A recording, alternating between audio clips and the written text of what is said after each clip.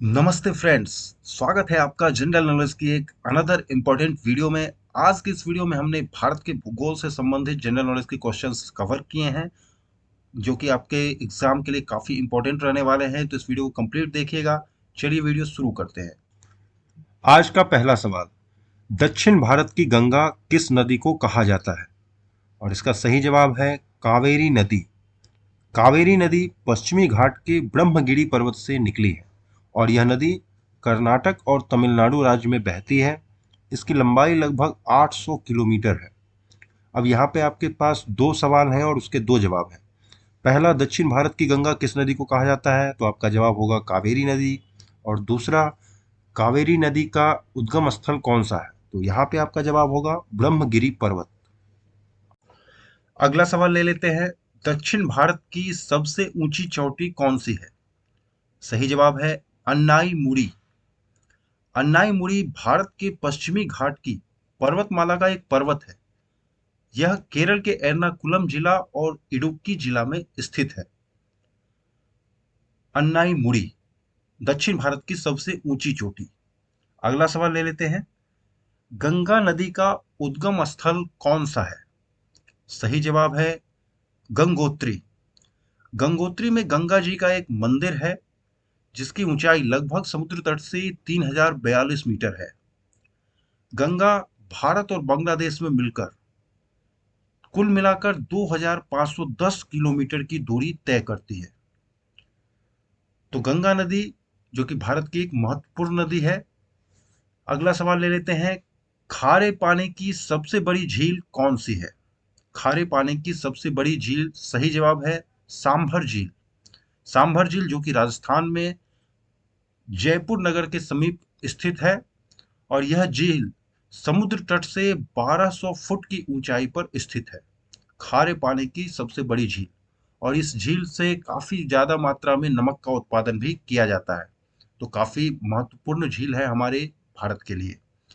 अगला सवाल ले लेते हैं। भारत का प्रवेश द्वार किस बंदरगाह को कहा जाता है? और इसका सही जवाब है मुंबई। जी हाँ, भारत का प्रवेश द्वार मुंबई के बंदरगाह को कहा जाता है। मुंबई का जो बंदरगाह है वो भारत का सर्वश्रेष्ठ बंदरगाह है। यूरोप, अमेरिका आदि पश्चिमी देशों से जलमार्ग से आने वाले यात्री एवं पर्यटक सर्वप्रथम मुंबई ही आते हैं। इसलिए मुंबई को भारत का प्रवेश द्वार कहा जाता है। अगला सवाल। किस नदी को बिहार का शोक कहा जाता है? सही जवाब है कोसी नदी। कोसी नदी नेपाल में हिमालय से निकलती है और बिहार में भीमनगर के रास्ते प्रवेश करती है। अब कोसी नदी में हर साल आने वाली बाढ़ से बिहार में बहुत तबाही होती है। यही कारण है कि इस नदी को बिहार का शोक कहा जाता है। ये नदी बिहार में काफी तबाही लाती है। अगला सवाल ले लेते हैं। ईश्वर का निवास स्थान किस नगर को कहा जाता है? तो सही जवाब है प्रयाग को। ऐसी मान्यता है कि भगवान श्री ब्रह्मा जी ने सृष्टि का सबसे पहला यज्ञ प्रयाग में ही संपन्न किया था। अगला सवाल। अंडमान निकोबार द्वीप समूह कहाँ स्थित है? और सही जवाब है बंगाल की खाड़ी में। अंडमान और निकोबार द्वीप समूह भारत का एक केंद्र शासित प्रदेश है। अंडमान और निकोबार द्वीप समूह पर लगभग 572 छोटे बड़े द्वीपों से मिलकर बना हुआ है और इसमें से बहुत कम में जो है वो लोग रहते हैं। और अंडमान और निकोबार द्वीप समूह की जो राजधानी है वो है पोर्ट ब्लेयर। तो यहाँ पे इस एक क्वेश्चन में आपको दो तीन सवाल जो है वो मिल गए हैं। अगला सवाल ले लेते हैं। अरावली पर्वत श्रेणी का सर्वोच्च शिखर क्या कहलाता है? तो इसका सही जवाब है गुरु शिखर और इस सर्वोच्च शिखर की ऊंचाई 1722 मीटर के आसपास है। अगला सवाल ले लेते हैं। क्षेत्रफल के अनुसार सबसे बड़ा जिला कौन सा है? और इसका सही जवाब है कच्छ, जो कि गुजरात राज्य में है। कच्छ क्षेत्रफल की दृष्टि से भारत का सबसे बड़ा जिला है जो कि 45,652 किलोमीटर स्क्वायर के क्षेत्र में फैला हुआ है। तो यहाँ याद रखने वाली बात यह है कि क्षेत्रफल के हिसाब से कच्छ सबसे बड़ा जिला है। अगला सवाल ले लेते हैं। क्षेत्रफल की दृष्टि से भारत का विश्व में कौन सा स्थान है? और इसका सही जवाब है 7वां स्थान। भारत का कुल क्षेत्रफल 32,87,263 वर्ग किलोमीटर है। तो यहाँ पे आपके मन में एक सवाल आ रहा होगा कि अगर भारत का विश्व में 7वां स्थान है, तो फिर पहले स्थान पे कौन सा देश है?